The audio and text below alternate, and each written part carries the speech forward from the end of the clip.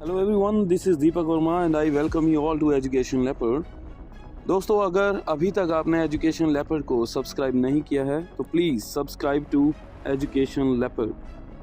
आज हम बात करने वाले हैं बहुत ही इंपॉर्टेंट और बहुत ही मज़ेदार टॉपिक के बारे में, जिसका नाम है डायरी एंट्री। अब ये मज़ेदार क्यों भाई? मज़ेदार इसलिए दोस्तों बिकॉज ये जो टॉपिक है ये इतना ज़बरदस्त है कि यहाँ पे आप फ्री हैंड होते हैं, यानी कि आपके पास लिबर्टी होती है। कुछ थोड़ी सी हम इनफॉर्मल और बहुत अच्छी सी लैंग्वेज यहाँ पे डाल सकते हैं, rather than being very formal like in a letter. जब भी हम लेटर लिखते हैं, लेटर टू एडिटर लिखते हैं, लेटर ऑफ कंप्लेंट लिखते हैं, लेटर ऑफ इंक्वायरी लिखते हैं, you have to be very formal. बहुत ही ज़्यादा फॉर्मल लैंग्वेज यूज़ करनी पड़ती है ना। तो अब दोस्तों यहाँ पे ऐसा नहीं है। मेरे ख्याल से आपको इतना सुन के ही बहुत अच्छा लगा होगा कि हम अपनी लैंग्वेज में कुछ लिख सकते हैं। अपनी जो आप कहते हैं ना कि अपनी इमेजिनेशन, या फिर हम कह सकते हैं कि अपनी जो बेसिक पोटेंशियल लिखने की जो क्वालिटी है उसका यूसेज कर सकते हैं यहाँ पे। दोस्तों, ये टॉपिक है डायरी एंट्री का और बहुत ही इंपॉर्टेंट है 9th और 10th क्लास के बच्चों के लिए। सबसे पहले हम ये समझते हैं कि डायरी का एक्चुअली पर्सनल जो डायरी होती है इसका क्या पर्पस है। ये एक पर्सनल डॉक्यूमेंट होता है हमारा, राइट, और it records an individuals account of a day of his or her life. यानी कि जो बच्चा, जो स्टूडेंट, जो इंसान इसको लिख रहा होता है, एक डायरी को लिख रहा होता है, वो अपने पर्सनल डॉक्यूमेंट के थ्रू ही लिख रहा होता है, मतलब एक पर्सनल डॉक्यूमेंट की तरह लिख रहा होता है। And second very important thing is this कि वो अपने इंडिविजुअल अकाउंट से, यानी कि अपने जीवन की आप कह सकते हो किसी एक दिन से, या अपने जीवन की किसी एक घटना से उस डायरी के अंदर एंट्रीज करता है। अब कुछ लोग हैं जो इसको डेली लिखते हैं, और मैं खुद भी कहता हूं कि ये जो डायरी है, डायरी हमें रोज़ लिखनी चाहिए। If you are a student तो आपको रोज़ लिखनी चाहिए diary, because this is very important to explore more on the writing skills part as well as on understanding part। यानी कि इससे आपकी राइटिंग स्किल्स बहुत ज़्यादा ब्रशअप होती हैं और आपकी अंडरस्टैंडिंग, नई नई वोकेबलरी यूज़ करने का आपको मौका मिलता है, जिससे अल्टीमेटली आपका जो आंसर राइटिंग है उसमें बहुत बड़ा सुधार आता है। दोस्तों, इसके फॉर्मेट की तरफ चलते हैं। डायरी एंट्री के अंदर जो फॉर्मेट, यानी कि जो क्वेश्चन आपको क्वेश्चन पेपर में एग्जाम में आने वाला है, उसके हिसाब से अगर हम देखें कि सीबीएसई किस फॉर्मेट को फॉलो करता है, तो सबसे पहले क्या आता है, टॉप लेफ्ट। यानी कि जब आप लिखना स्टार्ट कर रहे हो तो टॉप लेफ्ट पे पहले डेट आएगी, डे एंड टाइम आएगा वहाँ पे, और हम यहाँ पे एक और चीज़ लिखते हैं, डियर डायरी, या फिर हम कई बार क्या करते हैं, हम डायरी का नाम भी लिख देते हैं। जैसे इसकी मैं आपको एक बहुत ही बढ़िया एग्जांपल दूंगा, बहुत ही बेहतरीन एग्जांपल है। क्लास 10th के अंदर हमारे पास है from the diary of Anne Frank, एक चैप्टर है, और ये कहाँ से लिया गया है, from the diary of a young girl. यानी कि एन फ्रैंक जो ही हैं, उन्होंने एक डायरी लिखी थी और उसका एक छोटा सा एक्सट्रैक्ट हमारे पास 10th क्लास में भी है। तो वहाँ पे एन फ्रैंक ने अपनी डायरी का नाम रखा था किटी। तो वो लिखती थी, जैसे उसने डेट लिख दिया, डे टाइम लिख दिया, और नीचे लिखती थी डियर किटी। उसके बाद अपने एक्सपीरियंसेस को वो शेयर करना स्टार्ट करती थी with kitty, that is with her diary. तो वैसे ही मैं आपको यहाँ पे बता रहा हूँ, आप सामने पिक्चर में देख ही रहे हैं कि टॉप लेफ्ट पे डेट आ जाती है, डे वहाँ पे लिख सकते हैं हम, टाइम आएगा वहाँ पे, और नीचे हम डालेंगे डियर डायरी। एंड यहाँ पे अब first person application, that means हम आई, यानी कि फर्स्ट पर्सन नैरेटिव होता है ये सारे का सारा। और मोस्ट फ्रीक्वेंटली जो यूज होने वाले टेंसेस है वो कौन कौन से होते हैं, प्रेजेंट परफेक्ट यूज होता है, सिंपल पास्ट यूज होता है, या फिर हम कह सकते हैं कि पास्ट टेंस के अंदर पास्ट कॉन्टिन्यूस भी हो सकता है इसमें, और पास्ट परफेक्ट भी हो सकता है, पास्ट परफेक्ट कॉन्टिन्यूस भी यूज हो सकता है, एंड फ्यूचर टेंस यूज हो सकता है। तो दोस्तों, अगर बड़े पैमाने पे बात करें तो पास्ट टेंस और प्रेजेंट परफेक्ट टेंस और फ्यूचर टेंस, ये जो 3 पार्ट हैं ये बहुत ज़्यादा फ्रीक्वेंटली यूज होते हैं एक नॉर्मल डायरी एंट्री के अंदर। दोस्तों, इसके स्टेप्स क्या हैं? स्टेप्स में अगर हम देखें, begin the entry with general sentence describing the day और द मोमेंटरी फीलिंग्स। यानी कि जब हम स्टार्ट करते हैं तो सबसे पहले हम एक छोटी सी इंट्रोडक्शन देते हैं कि हाँ, आज हमने बहुत अच्छा दिन था, आज मैंने ये चीज़ की, मतलब आप एक इवेंट के बारे में बात कर रहे हो, देन उस इवेंट को हम डिस्क्राइब करते हैं। यानी कि उस इवेंट जिसके बारे में हम बात कर रहे हैं अपनी डायरी के साथ, उसको फिर हम इलेबोरेट करते हैं, वहाँ पे अपनी फीलिंग्स को शेयर करते हैं, हमें कैसा लगा और उसके रिगार्ड में हमारा अगला प्लान क्या होगा या फिर हमारा फ्यूचर के अंदर वो कैसे हमें हेल्पफुल होगा। तो there are so many questions. हम यहाँ पे एक एग्जांपल के लिए क्वेश्चन लेते हैं। फॉर एग्जांपल, आपका नाम है ABC, एक वैसे इमेजिनरी नाम रखते हैं। ABC आपका एक नाम है, आपको बनाया गया है आपके स्कूल फंक्शन में एंकर। तो आपने वो एंकरिंग की, पूरा फंक्शन बहुत अच्छे से हुआ, आपने बहुत बढ़िया किया। एंड डिप्टी कमिश्नर थे आपके शहर के, जो वहाँ पे चीफ गेस्ट थे आपके स्कूल के फंक्शन में, आपने बड़े अच्छे से सब कुछ एड्रेस किया, सारा कुछ बहुत अच्छा हुआ और ये आपका फर्स्ट एक्सपीरियंस था and that is why you were very excited. तो अब रात हो चुकी है, आप घर पे आ चुके हो, आप सोने लगे हो खाना वाना खा के, तो आप अपनी डायरी उठा के बैठ जाते हो।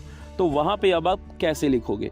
तो आप लिखोगे वहाँ पे सबसे पहले क्या आएगा, डेट या फिर डे। हम लिखेंगे वहाँ पे डेट और डे दोनों भी लिख सकते हैं। फिर उसके बाद आएगा टाइम, कि अभी टाइम क्या हो रहा है जिस टाइम पे आप लिखने लगे हो। देन आप उसके नीचे क्या लिखोगे, dear diary, right. Dear diary लिखने के बाद आप स्टार्ट करोगे, today was the amazing day, was आप कह सकते हो कि it was an unforgettable day या फिर समथिंग लाइक दैट, राइट। उसके बाद हम लिखना स्टार्ट करेंगे कि ये मेरा फर्स्ट एक्सपीरियंस था एज एन एंकर। तो मैंने एंकरिंग की और मैं पहले थोड़ा नर्वस था या नर्वस थी, लेकिन मुझे अपने ऊपर मतलब थोड़ा सा भरोसा ये था कि मैं बहुत अच्छे से ये एंकरिंग कर पाऊँगा या कर पाऊँगी। और things went very well and I did wonders. तो ये जो फीलिंग्स हैं ये हम अपने हिसाब से उसके अंदर डालते हैं। तो ये एक मैंने जस्ट एग्जाम्पल लिया था, लेकिन अब यहाँ पे मेन चीज़ क्या है, जो आपने देखा या जो आपने एक्सपीरियंस किया हम उसके बारे में लिखते हैं दोस्तों।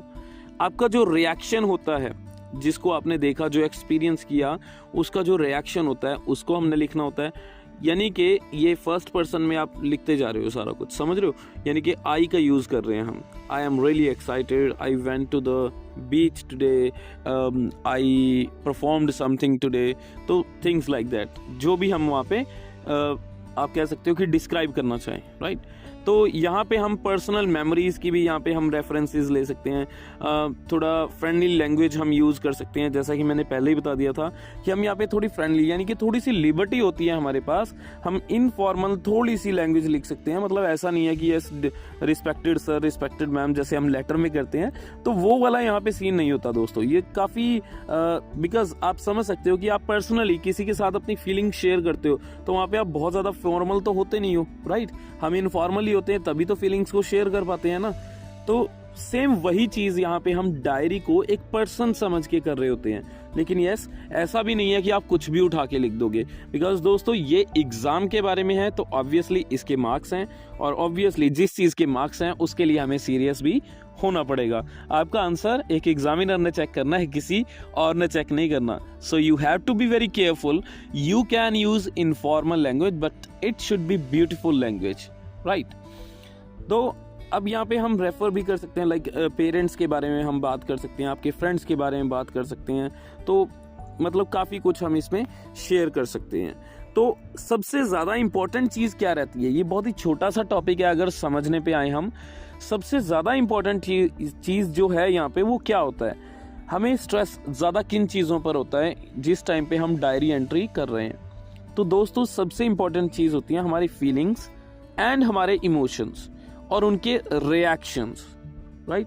ये देखो तीन चीज़ें हैं, हमारी फीलिंग्स हो गई, किसी चीज़ के प्रति हमारी फीलिंग्स है, जो भी वहाँ पे टॉपिक आया हुआ है उस के प्रति हमारे इमोशंस क्या कहते हैं और उसका रिएक्शंस क्या है हमारे, समझ रहे हो। तो ये बहुत ही सिंपल सी चीज़ है जिसको हमने यहाँ पे इंस्ट्रक्टिवली हमने बहुत अच्छे से लिखना होता है और कंस्ट्रक्टिवली आइडिया को हमने एक तरह से बॉन्ड करना होता है, because again we are writing for for getting marks. तो you have to be very careful कि हम जो लिख रहे हैं वो मतलब ऐसा वैसा मटेरियल नहीं होना चाहिए, थोड़ा अच्छा मटेरियल होना चाहिए। बट यस, हम यहाँ पे इनफॉर्मल हो सकते हैं। अब इसके पोटेंशियल बेनिफिट्स क्या होते हैं? पोटेंशियल बेनिफिट्स यानी कि जो बेनिफिट्स हमें डायरी राइटिंग से मिलते हैं, ये जानने बहुत ज़रूरी हैं दोस्तों, क्योंकि इससे हमें बहुत ही ज़्यादा सीरियसनेस हमारे अंदर आ जाएगी लिखने के प्रति कि हम लिखें क्या। तो sort out experiences, solve problems and consider varying perspectives, यानी कि हम स्पेसिफिकली करते क्या है, अपने एक्सपीरियंस को शेयर करते हैं, सोचते हैं कि कोई अगर प्रॉब्लम आज हमने फेस की है तो उस प्रॉब्लम को हम कैसे इन फ्यूचर उस प्रॉब्लम को हटाया जा सकता है या अलग अलग पर्सपेक्टिव से उस प्रॉब्लम का इलाज ढूंढा जा सकता है। हमारी रिलेशनशिप विद अदर्स, यानी कि पूरी दुनिया के अंदर जितने भी हमारे दोस्त हैं, कोई बेस्ट फ्रेंड्स हैं, कोई बेस्ट फ्रेंड्स नहीं हैं, हमारे माता पिता हैं, हमारे भाई बहन हैं, यानी कि जो भी हमारे रिश्ते नाते हैं उनको हम उनके बारे में हम लिखते हैं, राइट। हम अपने एक्सपीरियंसेस ऐसे ही शेयर करते हैं। उसके बाद आती है reflect on personal values like goals and ideals, यानी कि जो हमारी पर्सनल इंटरेस्ट हो गए इन चीज़ों के बारे में बात करते हैं। पर्सनल वैल्यूज़ की आपका जो कैरेक्टर है वो कैसा है, आप उसके बारे में लिखते हो कि मुझे ये चीज़ अच्छी नहीं लगी आज, या फिर मैं ऐसा नहीं चाहता था या चाहती थी। तो ये वाली चीज़ें हम वहाँ पे डालते हैं। उसके बाद जो हम आइडिया एक पर्टिकुलरली एक स्पेसिफिक इवेंट के बारे में लिख रहे हैं उसको हमने समराइज़ करना होता है इन द एंड। लाइक हम कहते हैं ना कि जैसे ही कोई प्रोग्राम खत्म हुआ तो हम कहते हैं कि लाइक वोट ऑफ थैंक्स देना। तो यहाँ पे भी वही चीज़ है, जैसे डायरी एंट्री अब एंडिंग पे आ जाती है तो उस टाइम पे हमें शेयर करना होता है कि आज ओवरऑल फीलिंग जो आई है वो कैसी आई है। तो एक्सपीरियंस वहाँ पे आपने एक तरह से कंक्लूड करना होता है। तो दोस्तों एक मैं फॉर्मेट के लिए यहाँ पे एग्जांपल आपके सामने दिखा रहा हूँ। बाकी अगर आपने इसकी एग्जांपल्स यानी कि सॉल्व्ड क्वेश्चंस हैं जो डायरी एंट्री के, अगर वो आप चाहते हैं तो आप डिस्क्रिप्शन बॉक्स में PDF डॉक्यूमेंट मैंने डाला हुआ है, वहाँ पे क्लिक करके आप इसकी पूरी PDF डाउनलोड कर सकते हैं। अदरवाइज इसके अलावा डायरी एंट्री के अंदर कोई हार्ड एंड फास्ट रूल नहीं है, but yes this topic is very interesting और इसको करने में आपको सीखने में बहुत मज़ा आने वाला है, बिकॉज यहाँ पे हम अपनी फीलिंग्स को यहाँ पे हम डाल सकते हैं। तो दोस्तों ये था आज का topic diary entry. This is Deepak Verma signing off. जय हिंद।